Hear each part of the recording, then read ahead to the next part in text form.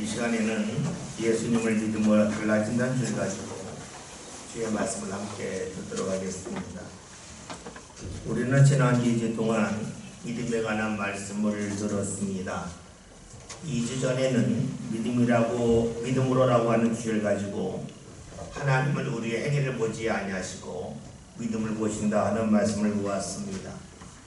우물 아래 있는 개구리가 우물 아래에서는 왕이고 옳은 것 같지만 우물 밖 더 넓은 세계로 가면 왕이 될 수 없고 오를 수 없고 자랑할 수 없는 것처럼 오늘 우리도 우리가 사는 세계에서 벗어나서 더 넓은 세계인 하나님 앞에 갔을 때에 나를 내세울 것이 나를 자랑할 것이 없다 하는 말씀을 보았습니다.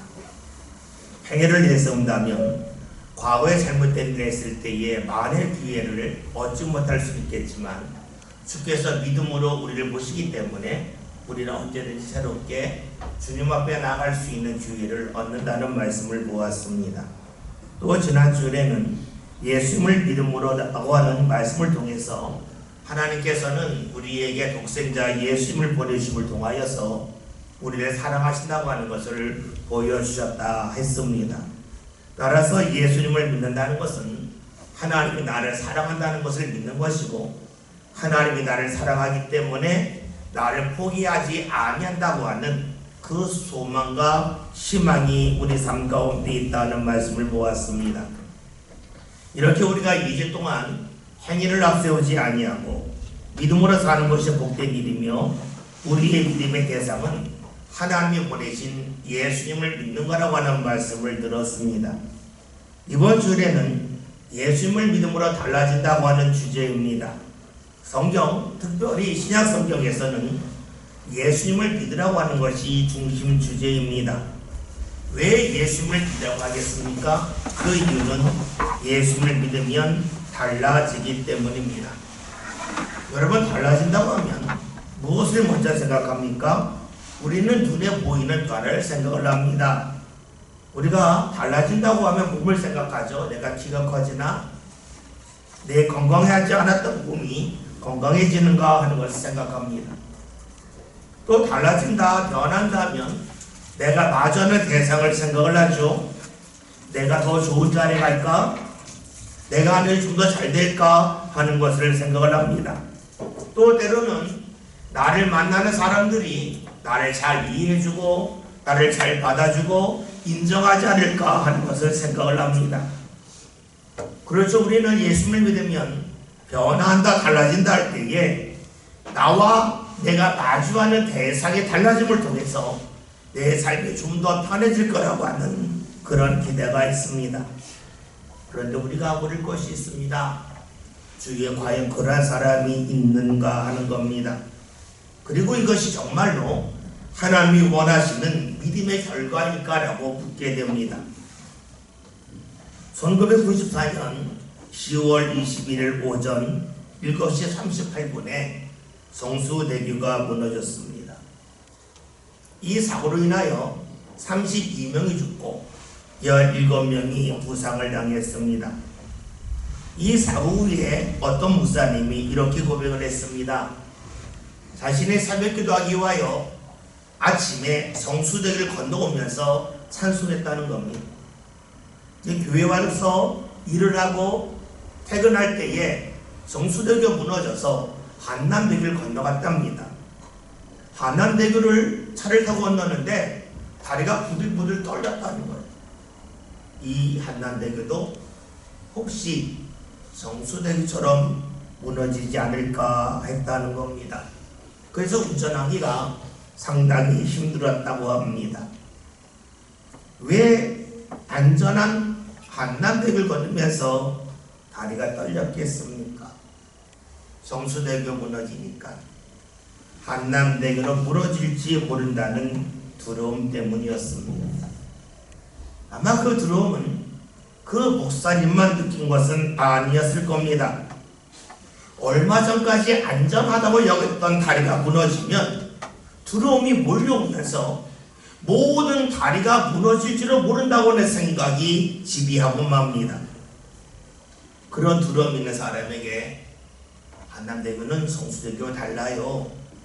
과학적인 증거를 제시하면서 걱정하지 말라고, 떨지 말라고 말한다면 그 말이 제대로 들리겠습니까? 그 말을 듣는 순간에 과학적으로 그러니까 한남대교는 안전할 거라고 하는 그 마음이 삶을 지배하겠습니까? 그러하지 않죠. 머리는 분명히 안다 할지라도 마음에 있는 두려움이 사라지는 것은 아닙니다. 여러분, 그래요?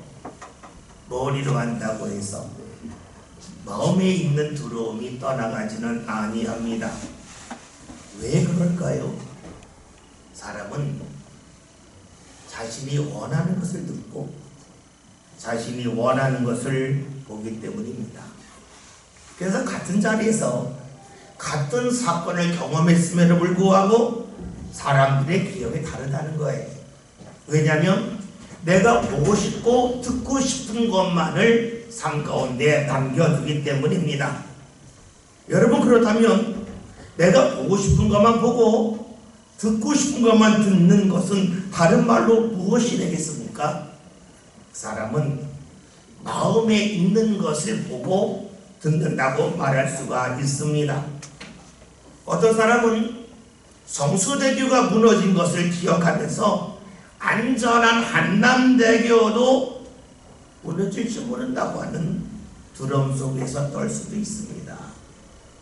반면에 어떤 사람은 성수대교와 한남대교는 다르지 하면서 그 자리에서 찬송할 수도 있습니다.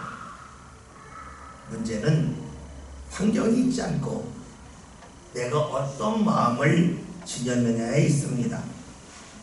어떤 마음을 지녔느냐에 따라서 좋은 자리에서 슬퍼할 수도 있고 사람들이 힘들다고 하는 자리에서 웃을 수도 있습니다.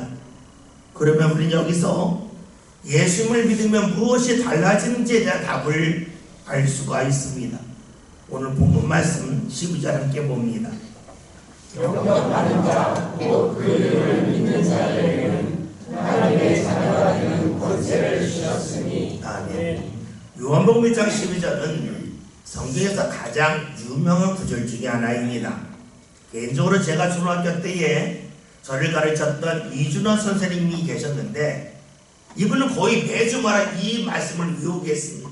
그래서 제가 성경에서 제일 먼저 외운 말씀이 요한복음 1장 12절입니다. 말씀을 요약하면 예수님을 믿으면 하나님의 자녀가 되는 권세, 권리를 주신다는 말씀입니다.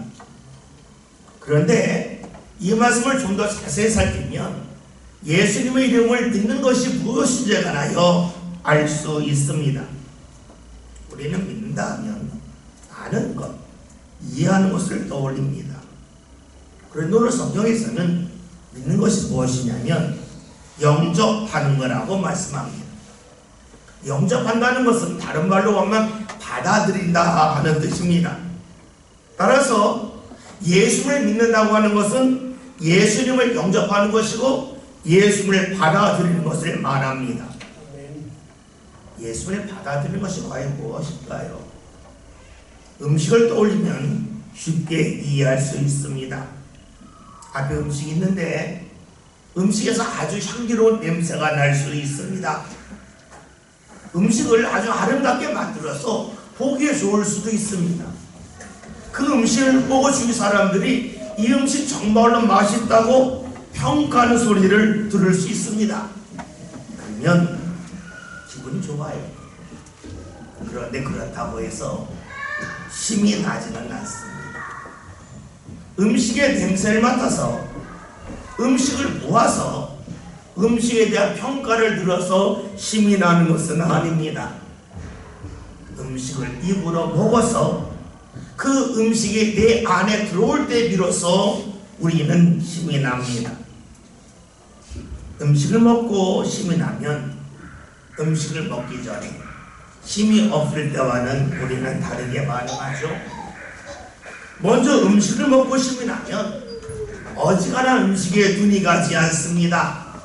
배가 고플 때는 음식 냄새만 나도 모르게 고개가 돌아가고 내 몸이 움직이는데 배가 부르면 그러하지 않습니다. 그리고 내가 배고플 때는 내가 힘드니까 주위 사람들에게 짜증을 내기도 하고 주위 사람들을 배려하기 어려운데, 내가 배부르고 내가 힘이 있으면 주위 사람이 보이죠. 짜증도 별로 나지 않고 주위 사람을 잘 배려합니다. 괜히 쌀떡에서 인신난다는 말이 생긴 것은 아닙니다. 배부를 때와 배고플 때의 사람은 분명 다릅니다. 이론으로 본다면 오늘 말씀이 쉽게 다가옵니다. 예수님을 믿는다는 것은 예수님을 영접하는 것이고, 예수님을 받아들이는 것이고, 예수님이 내 안에 들어오는 것을 말씀합니다. 예수님을 머리로 믿는 것이 아니라 예수님이 내 안에 들어올 때에 우리는 하나님의 자녀가 되는 권세, 권리를 얻게 됩니다. 무엇을 말합니까? 음식이 내 몸 안에 들어오면 나의 반응이 달라지는 것처럼 예수님이 내 안에 들어오면 내가 달라지고 내 반응이 달라진다는 겁니다. 이것을 성경에서는 하나님의 자녀가 되는 권세, 권리라고 말씀하고 있습니다. 오늘 말씀에서 예수를 영접하여 그 이름을 믿으면 하나님의 자녀가 되는 권세가 있다고 말씀합니다. 오늘 설교 서두에서 사람은 마음에 있는 것을 보고 듣는다 그랬습니다. 이와 연관진다면 예수님이 내 안에 들어와서 예수를 영접한 사람, 예수를 믿는 사람, 예수님이 내 마음과 삶에 자리 잡은 사람은 보는 것이 달라지고 듣는 것이 달라진다고 볼 수 있습니다. 이것으로는 성경에서는 하나님의 자녀가 된다고 말씀하고 있습니다. 성수대교와 한남대교에 관한 말씀을 통해 보았던 것처럼 사람은 마음에 따라 마음에 무엇이 자리 잡고 있느냐에 따라서 같은 자리에서 두려워할 수도 있고 기뻐할 수도 있습니다. 오늘 성경은 분명히 말씀합니다. 예수님을 정말로 믿으면, 예수님을 영접하면, 예수님이 머리에만 있지 않고 삶과 마음에 자리 잡으면 하나님의 자녀의 마음으로 살아간다는 것을 말씀하고 있습니다. 여러분, 그러면 하나님의 자녀의 마음으로 사는 것은 무엇을 말하겠습니까? 지금은 여러분의 집에 들어가는 현관이 아마 다 버튼키일 겁니다. 예전에는 다 열쇠로 열고 들어갔죠. 그리고 열쇠가 없으면 안에 들어갈 수가 없고, 또 내가 열쇠가 없으면 안에서 누군가 문을 열어주어야만 집에 들어갈 수가 있었습니다. 생각해 봅시다. 여러분 늦은 시간에 집에 갑니다. 여러분이 사는 그 집, 여러분의 부모님이 사는 그 집에 들어갑니다. 늦은 시간에 집에 가면서 혹시 집의 문을 열어주지 않으면 어떨까 하는 걱정과 근심이 있겠습니까? 혹여나 우리 집이 아닌 다른 사람의 집이라면 밤에 가지도 않습니다. 간다 할지라도 열어준다는 보장이 없습니다. 그러나 아버지의 집이라면, 부모의 집이라면 반드시 문을 열어줍니다. 다른 사람을 열어주지 않아도 부모는 열어줍니다. 자녀는 그것을 믿기 때문에 아무리 늦은 시간에 할지라도 집으로 돌아가는 것을 주저하지 않습니다. 다시 말하면 자녀는 내 부모가 내가 집에 갈 때에 문을 열어줄 거라고 하는 믿음이 있습니다. 그렇다면 우리가 하나님의 자녀가 되었다고 하는 것은 하나님에 대한 믿음이 자리 잡았다고 볼 수가 있습니다. 그 믿음, 하나님을 향한 믿음, 그 믿음이 언제 우리에게 자리 잡습니까? 예수님을 영접할 때입니다. 예수님이 내 마음에 자리 잡을 때입니다. 반대로 말하자면 예수님이 내 마음에 자리 잡지 않으면 하나님을 나의 아버지로 보는 믿음이 생기지 않는다는 겁니다. 예수님을 영접하면 영접할수록, 예수님이 내 안에 자리 잡으면 자리 잡을수록 자신도 모르게 하나님이 나를 받으실 거라고 하는 그 믿음이 자리 잡습니다. 사실 우리는 살아가면서 믿음으로 사는 것이 쉽지 아니함을 잘 알고 있습니다. 하나님에 대한 믿음이 흔들릴 때가 많이 있습니다. 하는 일이 잘 되면 하나님을 믿는 것이 그다지 어렵지 않은데, 하는 일이 잘 되지 않을 때에, 내 기대가 무너질 때에 우리는 나도 모르게 의심이 생깁니다. 하나님 정말로 계신가? 하나님이 정말로 나를 받으시는가 하는 의구심이 듭니다. 왜 그럽니까? 하는 일이 잘 되지 않기 때문만이겠습니까? 물론 그럴 수 있지만 오늘 말씀에 비춰보면 그러지 않다는 겁니다. 내가 예수님을 제대로 믿지 않았기 때문에, 영접하지 않았기 때문이라는 겁니다. 예수님을 믿으면 믿을수록 나도 모르게 하나님에 대한 믿음이 생긴다 그랬습니다. 봅시다. 날이 갑자기 추워졌습니다. 추워질 때 우리에게 필요한 것은 입던 옷을 입을 뿐만이 아니라 그 위에 다른 옷을 더 입는 겁니다. 마찬가지죠. 삶이 힘들면 힘들수록 우리에게 필요한 것은 믿음의 옷을 더 입는 겁니다. 그럴 때에 하나님에 대한 믿음, 하나님이 나를 사랑하신다는 믿음, 하나님의 은혜가 있다는 믿음이 생깁니다. 오늘 예배 끝날 때 부를 찬송이 491장입니다. 우리 찬송 부르면서 저 높은 곳을 향하라고 한 찬송인데 3절에 주목할 필요가 있습니다. 3절의 가사를 이렇죠. 의심의 안개 거치고 근심의 구름 없는 곳, 기쁘고 참된 평화가 거기만 있사옵나이다. 무엇을 말합니까? 예수의 이름을 잃을 때에, 예수님이 내 삶가운데 자리 잡을 때에 내가 하나님의 자녀일까라고 하는 의심이 있지만 그 의심이 거친다는 겁니다. 근심이 떠나간다 하는 것입니다. 우리는 이 말씀을 들으면서 과연 그럴까 합니다. 왜 그런 생각이 들까요? 우리의 믿음이 머리에서 멈춰 있기 때문입니다. 오늘 성경은 말씀하고 있습니다. 예수님을 믿는 것이 무엇인가? 그것은 예수님을 영접하는 거라고 말씀합니다. 예수를 받아들이는 거라고 말씀합니다.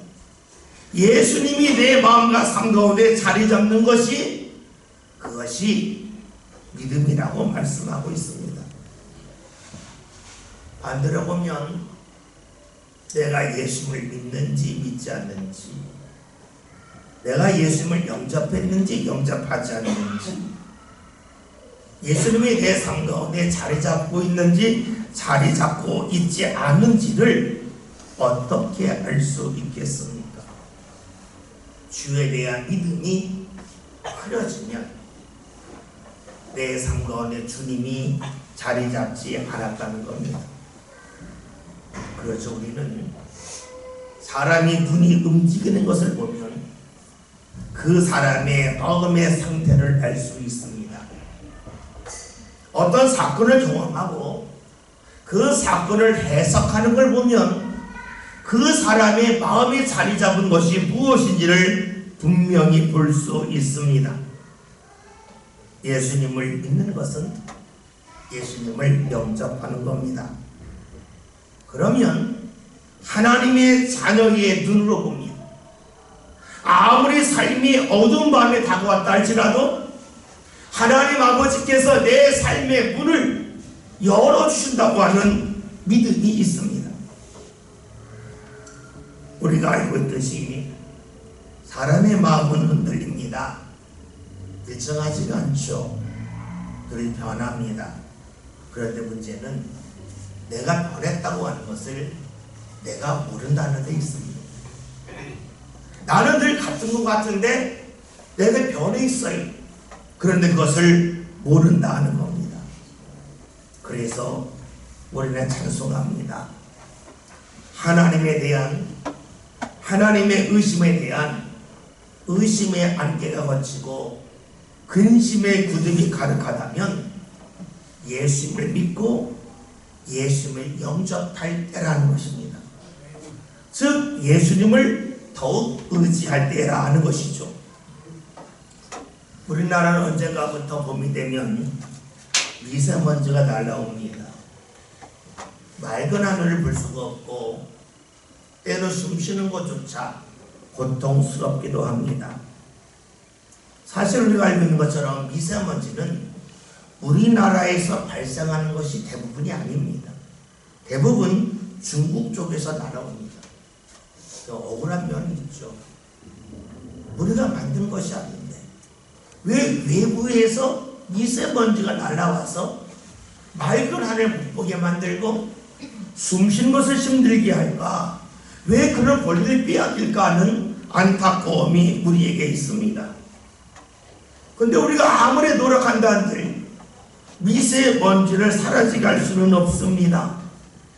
과학이 발달하여 큰 선풍기를 만든다 한들 미세먼지를 없앨 수는 없습니다.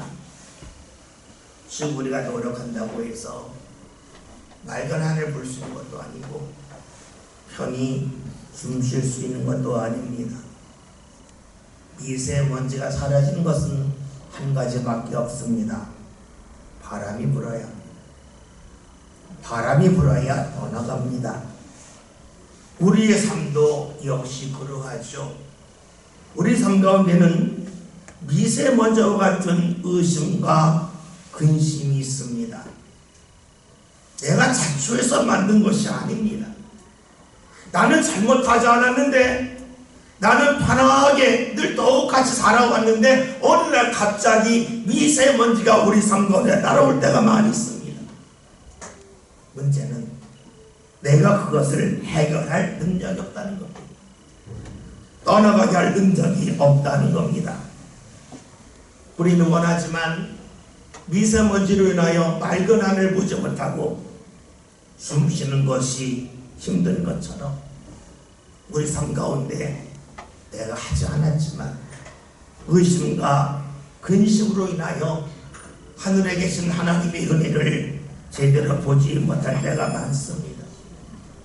그런 우리에게 미세먼지와 같은 의심과 걱정을 떠나가게 할 방법이 있습니다. 그것이 무엇입니까? 바로 예수의 이름을 믿음으로 예수님이 내 삶 가운데 자리 잡는 것입니다. 사람들은 묻습니다. 어떻게 예수님의 내 삶 가운데 자리 잡아서 하나님의 자녀의 눈으로 하나님이 나를 사랑하신다는 것을 보며 살 수 있겠냐고 묻습니다. 이에 성경은 말씀하고 있죠. 사람이 마음으로 믿어 의에 이르고 입으로 신하여 구원에 이른다고 말씀하고 있습니다. 다시 말하면 내가 입으로 예수님을 시인할 때에 하나님에 대한 믿음이 삶 가운데 자리 잡는다고 말씀하고 있습니다. 바람이 불어야 미세먼지가 사라지는 것처럼 예수의 이름을 부르고 시인할 때에 우리 삶에 있는 의심과 근심이 떠난다는 겁니다. 따라서 예수의 이름을 부른다고 하는 것은 삶의 미세먼지를 사라지게 하는 겁니다. 반대로 본다면 삶에 미세먼지가 있어서 맑은 하늘을 보지 못하는 것처럼 삶 가운데 하나님의 은혜가 잘 보이지 아니한다면 우리가 예수님을 온전히 영접하지 못했다는 겁니다. 그렇다면 우리에게 필요한 것은 무엇입니까? 예수 이름을 더욱더 부름을 통하여 예수 이름을 가까이 함을 통하여 우리가 주님을 가까이 하는 믿음의 사람으로 뒤바뀌는 겁니다. 그럴 때 비로소 있는 자리에서 주께서 주시는 기쁨을 은혜를 붙잡을 수 있습니다. 예수님이 내 삶 가운데 자리 잡을 때 일어나는 변화는 하나님의 자녀의 눈으로 세상을 본다는 겁니다. 어느 자리든지 간에 주께서 나를 받으시고 인도하신다는 것입니다. 하나님에 대한 기대와 소망이 흔들리지 않게 되겠죠. 우리는 눈에 보이는 상황 때문에 많이 흔들립니다. 의심이 안개 쌓이고 근심의 구름이 몰려옵니다. 그런데 예수님을 믿을 때에 우리는 하나님의 자녀가 되는 건세 하나님의 자녀로서 하나님을 바라보게 됩니다. 이런 사람에게 어떤 일이 일어납니까? 13절 함께 봅니다. 사람의 뜻으로 나지 아니하고 오직 하나님께로부터 난 자들이니라. 아멘. 우리가 예수님을 믿을 때에 예수님을 영접하여 예수님이 내 상권에 자리 잡을 때에 그리하여 이 세상을 바라볼 때에 하나님의 자녀의 눈으로 바라볼 때 일어나는 일은 무엇이냐면 하나님께로부터 난 자로 산다는 겁니다. 다음으로 말하면 하나님이 우리 삶의 뿌리가 되어주신다는 겁니다. 우리가 알고 있는 것처럼 아무리 큰 나무를 할지라도 뿌리에 힘이 없으면 그 나무는 어느 순간에 무너집니다. 아무리 큰 나무를 할지라도 뿌리가 약하면 그곳에서 열매가 제대로 맺히지도 않고 맺혔다 할지라도 맛이 나지 아니합니다. 반면에 뿌리에 힘이 있으면 다릅니다. 나무가 잘렸다 할지라도 뿌리에 힘이 있으면 다시 줄기가 나오고 크게 자라고 맙니다. 예수님을 믿을 때에 예수님을 영접하였을 때에 그래서 내가 이 세상을 하나님의 자녀의 눈으로 볼 때에 어떤 일이 생기냐면 하나님이 우리 삶의 뿌리가 되어주십니다. 그러기에 가지가 잘린 것에 대하여 연연하지 않도록 이끌어 주십니다.